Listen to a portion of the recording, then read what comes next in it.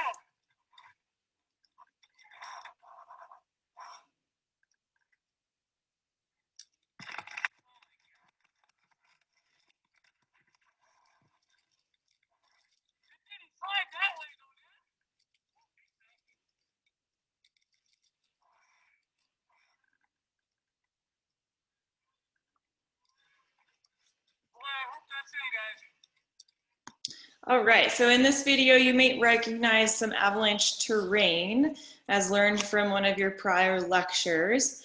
We also see a bit of confusion happening. And so how do we learn how to prevent a situation such as this one? And for the record, there was another snowmobiler over the ridge that was buried and unfortunately ended up in a fatality. So most avalanche fatalities occur with asphyxiation. There's about a quarter that are traumatic incidents within the slide, which means they can't survive due to trauma. The other large percentage is due to suffocation. So how can we prevent someone dying of suffocation? Is time. So how much time do we have? At 10 minutes, we've got an 80% chance of survival if you're retrieved within that time. That's a significant percentage.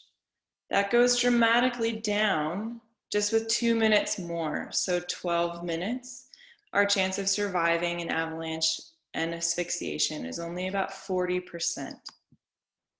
That drops to 20% after 30 minutes. So the best way we can prepare ourselves is be very good at practicing so that we can be really fast. So what do we need for avalanche rescue equipment? And this goes for everyone in our party.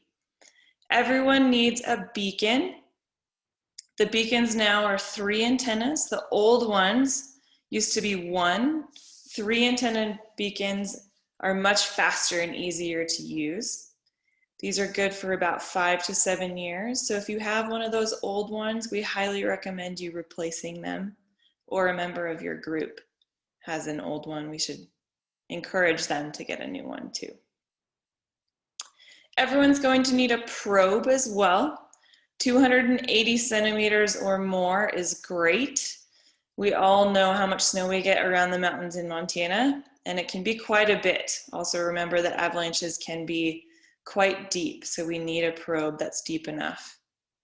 Make sure that we check our probe regularly. We'll come back to that in just a moment.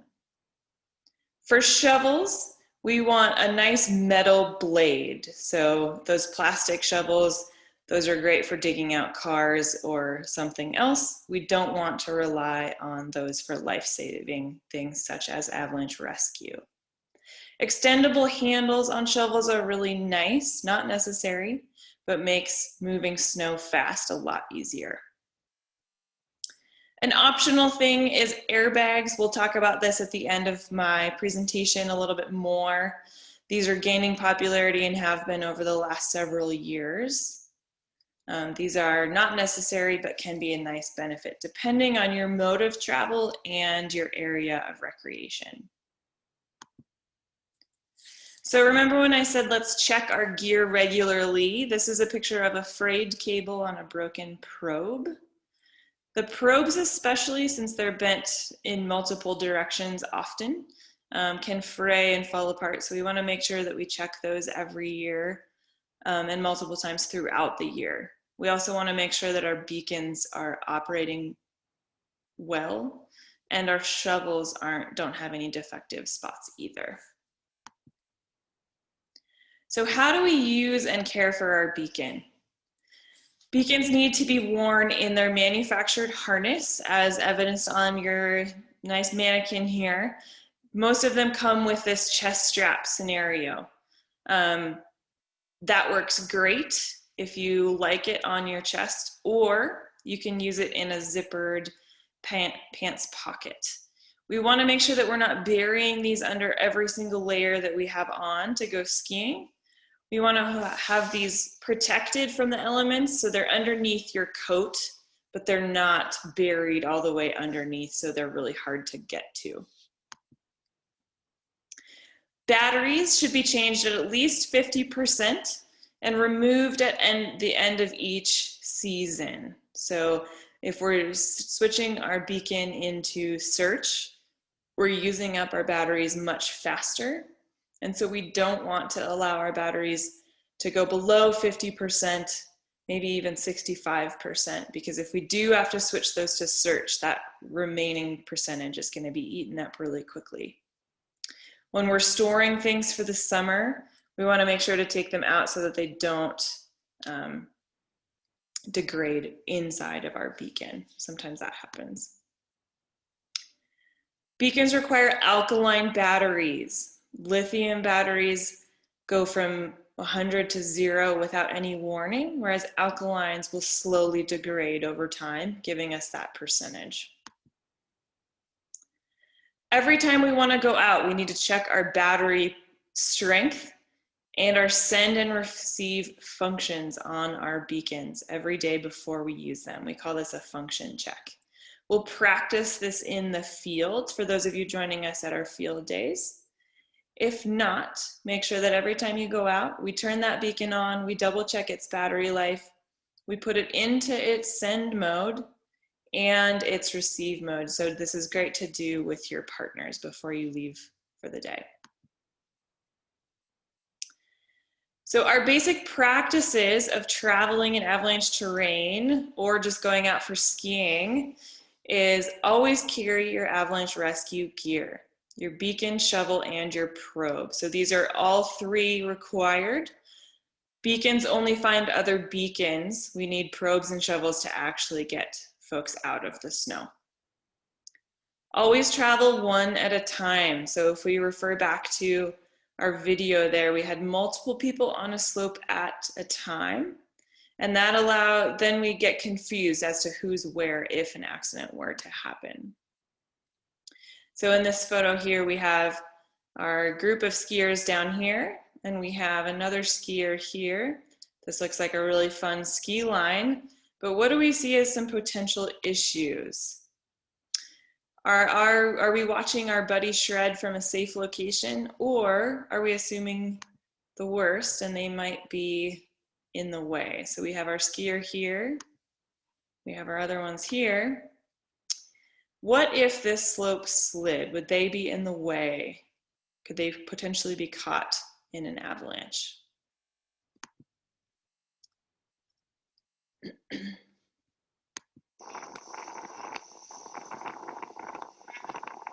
So similar scenario here, we have 3 snowmobilers all headed for a slope at the same time.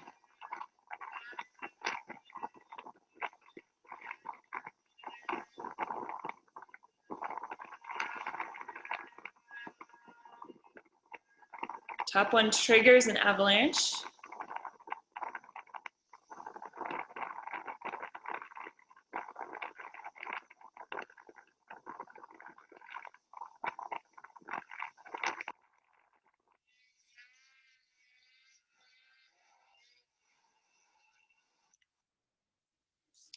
Okay, so remember that these guys all have throttles. They can move way faster than we can on skis, but imagine if we were on skis and we might be moving slower, or say one of those guys got stuck mid-slope and wasn't able to outrun it. We have 3 people on a slope at one time, which is going to be really hard to initiate a rescue if all 3 of your folks are on that slope at the same time.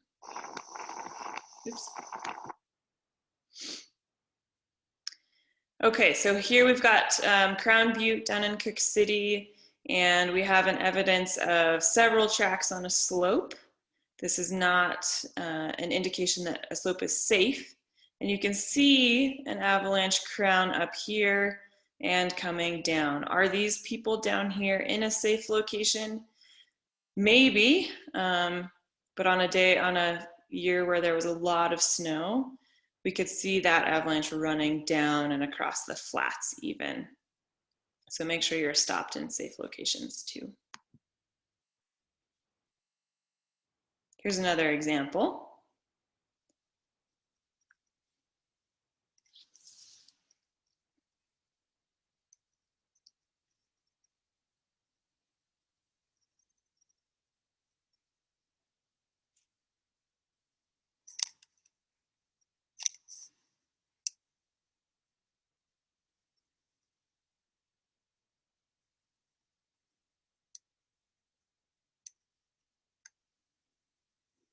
This is a dedicated photographer, videographer, watching his buddy.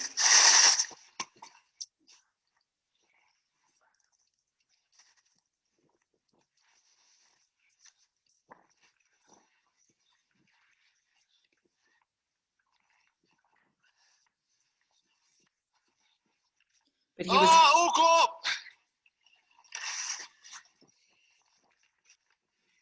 he did not position himself in a safe location. Ended up getting tumbled around in an avalanche. Luckily came out on top and continued to be a dedicated filmmaker.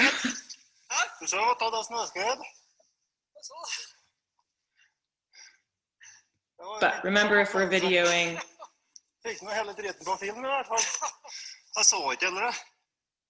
or watching our partners ski, we want to maintain that safe location.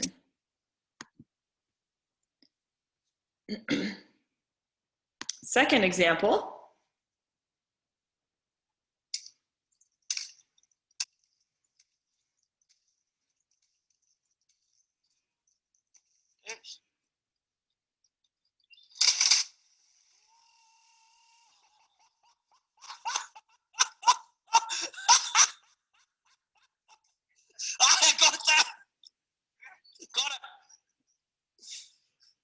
have a nice roof avalanche here. And this photographer, videographer was videoing from a safe location. So he was away from that run out zone.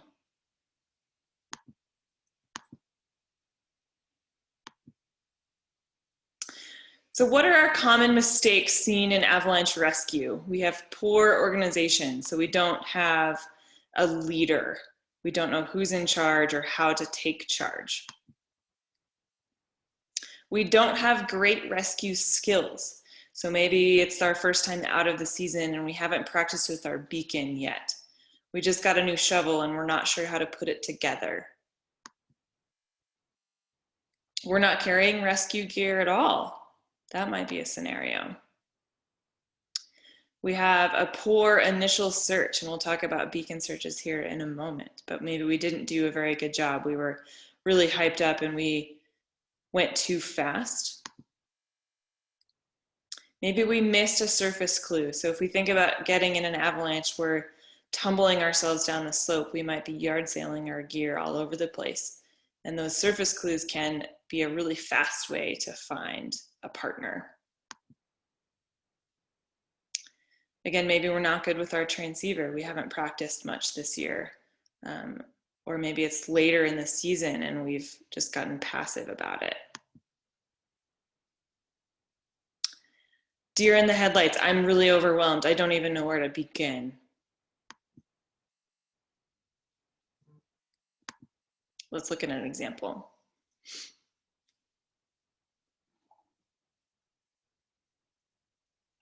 Watch him, watch him, watch him. Yeah, watch him. Okay, Karen, give me your beacon. Yep, give me your beacon. Great taking charge, but I would hope that he has his own beacon.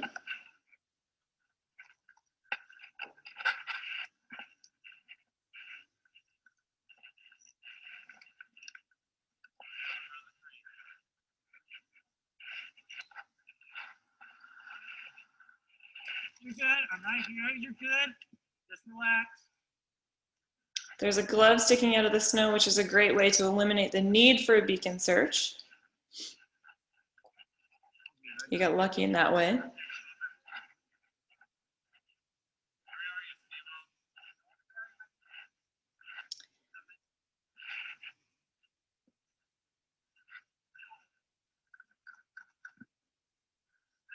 me your gloves. Put her wrist in there.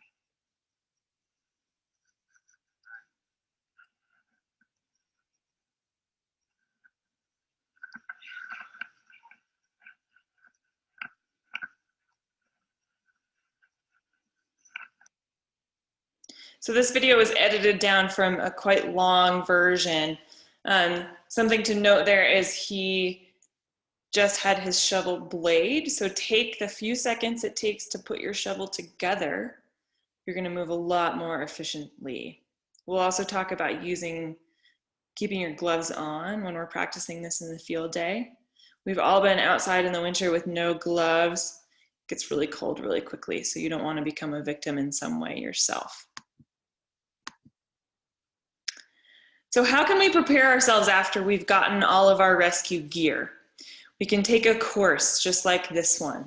We can expose ourselves to some of these scenarios. We can take the time to practice. So practicing with our gear, with our partners.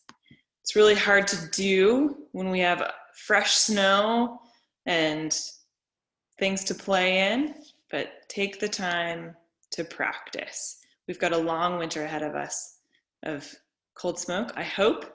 So taking that time is always important. So our partner is caught, and what do we do from here? We want to talk about scene safety. So we don't want to jump into that scene too quickly without assessing it from a bigger picture and be a victim ourselves. We want to have a plan, so take those few seconds to think through this as a big picture scenario. Who is in charge if we're in a group? If it's just me and my partner, you're it. Know who your emergency contacts are. Are you in a place with cell service? You're going to need to know this once you get someone out. We don't have time to rely on professional rescue from step one, but we need to get these people on their way. A lot of times, avalanche patients need continued medical care. So think about where you are. Do you have CPR or medical training? This is important as you become a backcountry traveler to consider. Do we understand our equipment and how to put it together? Do we know the intricacies of our beacon? That's really important. So let's talk about this overview. We've got our mountain here. First things first, is it safe? Do I have angry mountain goats up here ready to charge me? Do I have hang fire, so the rest of an avalanche that hasn't slid over here that might take me out? Do I have anything in the way that's going to make it unsafe for me to continue this rescue? I'm going to go to the top of the debris or the last seen point as fast as I can. So my skier took a few turns up here, and this was the last place I saw them. I'm going to go right there first because luckily we have gravity. They're not going to go uphill. I'm going to look for a beacon signal. So using my beacon, I'm going to assess for their beacon and see if I can get a signal. Once I get a signal from their beacon, I'm going to work to get closer to them. We call this the course search. As I get closer, so within the 3 meters or so, I'm going to work my fine search. So this is getting even closer to my victim and getting ready for probing. Once I've narrowed down my lowest beacon number, I'm going to pinpoint and probe for my victim. And finally, I'm going to dig like crazy. So here's a real life version. If you're standing at the top, we have our skiers up here, we have our avalanche. This was my last seen point of my partner skiing. I'm going to beeline it to that last seen point, and then I'm going to slow it down as I work through that course search with my beacon. And now I'm going to work into my fine search before finally pinpointing to that last spot and probing. So if we think about our avalanche search as a plane landing, for example, we're moving really quickly at the beginning and we're working very slowly at the end. So we're making a very calculated decision here at the end. That's going to eliminate too much extra time and move straight to digging, which is going to be a really hard part of this. When I'm talking about probing, so I have my low number.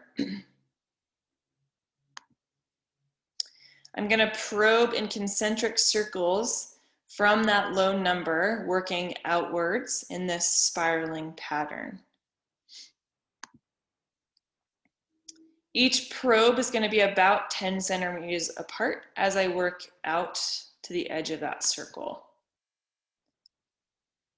Your probe should enter the snow perpendicular to the slope, and we want to make sure that we leave it in place.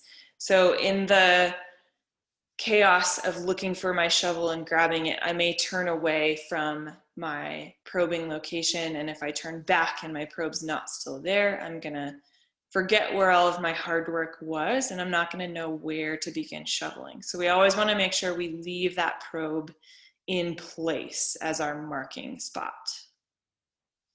We want to make sure that we're trying to hit our victim within the first few probe strikes. That means we did a really good beacon search. So let's talk about digging. This is going to take a lot of fitness. This is your hardest part. So we know how hard it is to shovel our walkway, that with fresh snow, think about snow that has tumbled down a mountain and is setting up like concrete. We have a lot of work to do. So if we have a 1 meter burial, expect to move 1 to 1.5 tons of snow. That's a lot of snow. We're going to think about protecting our victim's airway. So to do that, we're going to dig from the downhill side. This makes it easier because we have gravity on our side, and it's also going to protect that precious airway that our victim may have. So how do we be strategic about this? This is our hardest part, like I said. So if we have a burial depth of about 1 meter, what we want to do is take a big step backwards down the slope, and we're going to dig into the slope towards our victim. 1 wingspan is another way to think about that. What we're doing is we're creating a nice big flat spot. If we have multiple rescuers, we can make this hole really big. We can work side by side, and we'll talk about strategic shoveling in this video.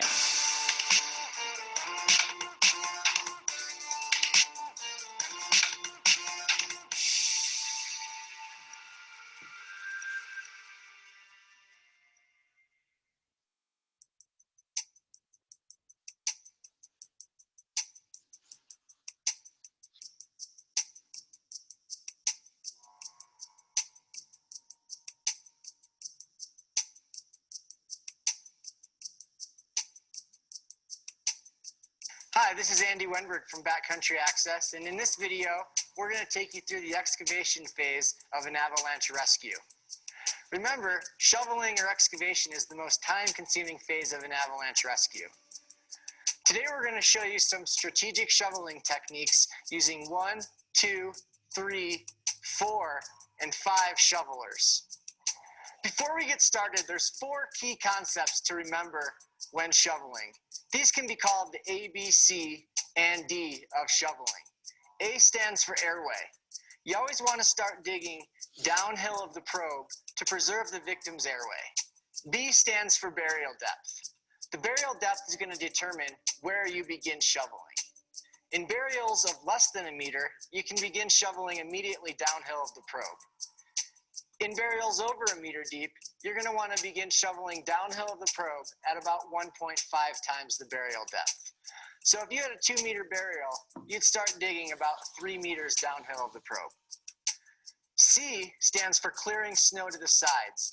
It's really important that you're digging efficiently out there. By moving snow to the sides, you're limiting your movement and your overall fatigue. D stands for digging only once. You only want to have to touch the snow you move once and not have to move it a second time.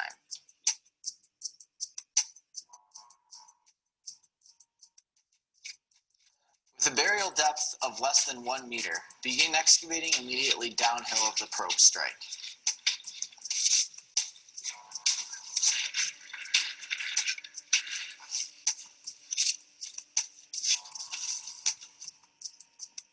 With a burial depth greater than 1 meter, begin excavating downhill at 1.5 times the burial depth.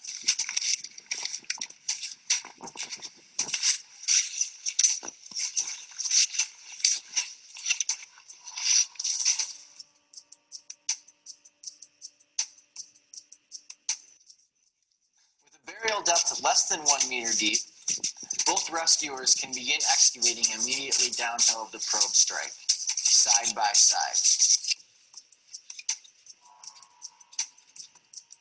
In a burial depth greater than 1 meter, one rescuer shovels immediately downhill of the probe strike, while the other begins excavating downhill at 1.5 times the burial depth. With a burial depth less than 1 meter, 2 rescuers begin shoveling immediately downhill of the probe strike, and one rescuer begins shoveling at 1.5 times the burial depth. In a burial greater than 1 meter, you can follow the same techniques as we just discussed. However, in really deep burials of 2 meters or more, the secondary shoveler's role is to clear snow from the hole and to prepare the area for treating the victim. With a burial depth less than 1 meter, 2 rescuers begin shoveling immediately downhill of the probe strike, and 2 rescuers begin shoveling behind them at 1.5 times the burial depth. With a burial depth greater than 2 meters, you can start with the same layout of manpower as we just discussed. However, once the primary shovelers begin moving snow downhill, you may want to pull one of the secondary shovelers out of the hole. In a burial depth less than 1 meter, 2 rescuers begin shoveling immediately downhill of the probe. 2 rescuers begin shoveling downhill of the probe at 1.5 times the burial depth, while the 5th shoveler should prepare the site for first aid and evacuation and rotate in as the primary shovelers get tired. By remembering and practicing these strategic shoveling techniques, you are preparing yourself for greater success if an avalanche rescue situation happens to you. For more information, visit backcountryaccess.com/education. So the biggest takeaway here, don't get too caught up in the numbers if you can't remember them. But the biggest thing is to remember, if you have multiple people, you don't need to do all the work up in front. You can rotate through all of those people and make digging way faster and more efficient. So here's a photo of that conveyor belt. Again, we have our first shoveler there up in front. And they're the ones doing the most work, chopping away in front of that probe, and then the others are just moving that snow out of their way. So this is actual avalanche debris and what it looks like, much more work than just shoveling the snow on our sidewalk. So this is an interesting study done with ski patrollers. They do a lot of rescue practice and drills. So we have a lot of things to check in with them about research-wise. And they say the most time is wasted in their beacon search. So if you can really speed up that beacon search and make it really efficient, you're going to buy yourself the most time. Putting together your equipment is another one, especially if you're unfamiliar with it. So knowing where that equipment lives in your backpack, never moving it around so it's in a different spot, anything to buy yourself as much time as possible. Practicing putting all of that together can really save you some time, and you'll practice this in your field sessions as well. If we think about probing in a methodical grid, that's also going to save some time. Like I said, we want to try to hit that victim in the first 1 or 2 strikes instead of spending a bunch of time making this big, huge spiral probe. So staying fit, really thinking about how much snow we have to move and being able to move quickly. Digital beacons are much faster, so this is becoming less of an issue now that digital beacons have been around a while, but there are still some analog beacons floating around. Those are great for rescue practice as the buried one in your backyard, but we don't want to actually have these on humans. They're really hard to use. So if we think about all of the things that we've learned in this presentation, if we practice those, we create this textbook strategy that we're really used to doing. That's going to make for our quickest times. So this is up in Big Sky, just another representation of that. Beacon search is going to take almost more time than digging. So we really want to think about practicing with our beacon so that we're really quick. And in this case, they have multiple folks digging, so sometimes that goes really fast where you only have one beacon searcher. There are a few special cases to think about. This is particularly for folks with no beacon. So what happens if someone is buried with no beacon? We can use this spot probing technique where we're looking for a victim in a likely burial spot. So depressions in the snow, if we know there's a rock or something that they might be stuck up against, the upper side of trees, that might be a spot where they could get caught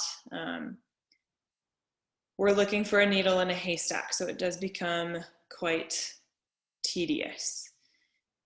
Organized probe lines are a technique used by search and rescue and professional organizations looking for folks with no beacon. Unfortunately, we're typically at a body recovery state at this point. It's going to be very unlikely that we're recovering a live human if we're using a probe line. These take a really long time, but that is a way that people can have been found is probe lines. Avalanche dogs are great as well if you happen to be in or near a ski area. Sometimes search and rescue will fly those dogs in as well. So there are some special techniques used for those special cases. Just a reminder to always carry your rescue gear and always have your beacon turned on. Don't give up. If your friend does not have a beacon, you might get lucky. So another special case is going to be a multiple victim scenario. You're also in trouble in this scenario, but don't give up. So think about one thing at a time. So get someone to the surface or someone found, and then you can move on. There's a lot of ways to shake multiple burial scenarios, but the fastest you can get someone breathing, the more chance you have to get multiple folks. If you're in a big group, this is a place where one person might be able to go for help, or if you do have service, getting someone in or on their way to help is going to be really crucial in these multiple scenarios.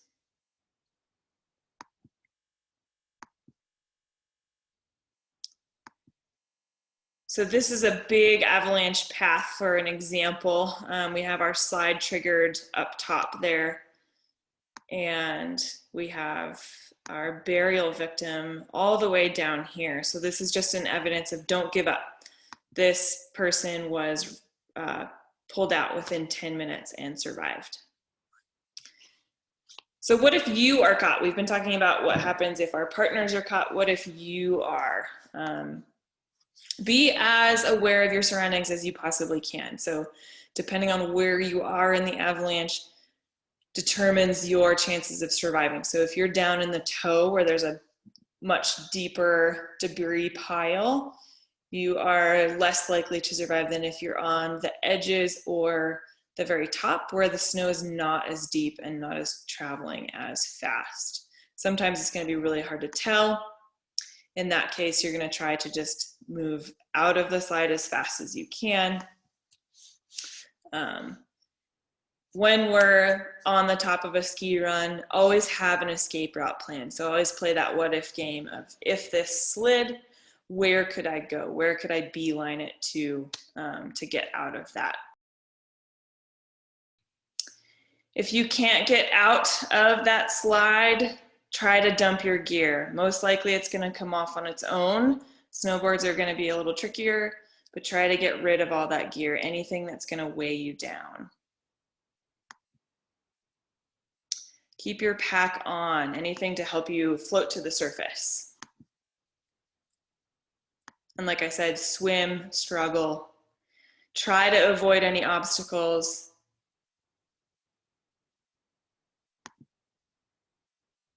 And then as you feel yourself start to slow down, trying to fight yourself an air pocket in front of your mouth, beating the snow in front of you to try and build yourself that, and then trying to throw one hand up to the surface. Gives you that visual clue that's going to really speed up your partner's rescue. And the biggest thing, try to relax, which is going to be really, really hard.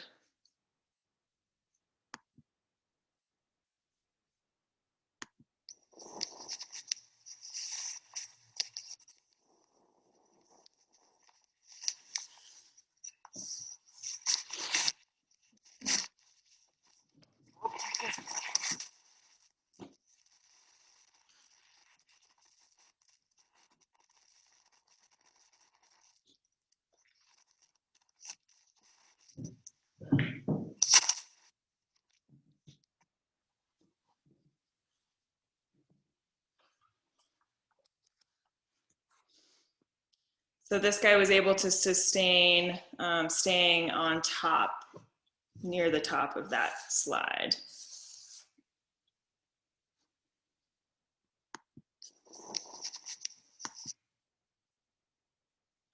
So I want to touch briefly on other gear that's available out in the world. There are some Avalanche still. They don't sell these anymore, but the idea here was having a way to exhale your oxygen down away from you and preserving your air pocket. These do work, but you do have to have that Avalanche in your mouth for it to work. So a little bit cumbersome, but these do still exist. They're still floating around. The biggest one though is airbags. So Avalanche airbags can be an effective tool to help save you in an avalanche, but there's a few things to remember on them. And we'll talk about that in just a second. Helmets is a big one. So remember that a lot of avalanche fatalities occur from trauma. So anything to protect that head is going to be helpful.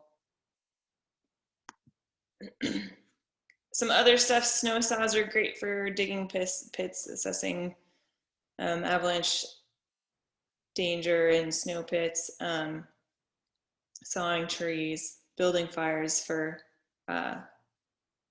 your folks that you've just dug out, things like that. Along that line, first aid kits, make sure that someone in your group in the backcountry is always carrying a first aid kit. And in-reaches go along with that. This is a really cool new tool that we have available to us, is those satellite textures and SOSs. If you're in places frequently where you don't have cell service, these are great tools to get rescue on the way to you. Carrying an inclinometer and a compass with you. You've learned in prior presentations that you can measure slope angle and stay in terrain that's not avalanche terrain and ski all winter long doing that. So carrying an inclinometer can be really helpful. And with that goes along with the concept of route finding. So knowing where you are, especially in some of these big snowstorms, having a compass and knowing where we need to get out can be really beneficial. So let's go back to airbags really quickly. So the idea here is that we're trying to just create a big mass and they're gonna float to the top. Like I said, they increase your chances of survival if they're deployed and if they're used in correct terrain. So we say about 14%, that is a little bit. This is a photo of an airbag in an avalanche in Cook City. And this person was very easily dug out and survived this slide. You can imagine that he could have been buried quite deep had he not been wearing an airbag. So these are really nice for snowmobilers who are traveling through terrain really quickly. And they're also nice for really big open areas. Alaskan heli guides use these and places where your terrain's quite large. If you're skiing nothing but tight trees all the time, an airbag is not going to do anything for you. So you think about deploying that big balloon, the chances of it being popped by a tree are quite high. So think about the terrain that you travel in the most and select your gear based on that. Airbags are great if they're used properly and deployed. It's also really hard to get those deployed. So think about that as well. Okay, so let's do a quick recap of Avalanche Rescue. We want to remember to carry our rescue gear, our beacon, shovel, and probe at all times. And we're going to practice with that rescue gear. So at the beginning of every season, make sure that we're pulling out our beacons and we're practicing with those. At least practice once a month, if not more. Make this a fun game with your ski partners just to stay refreshed throughout the season.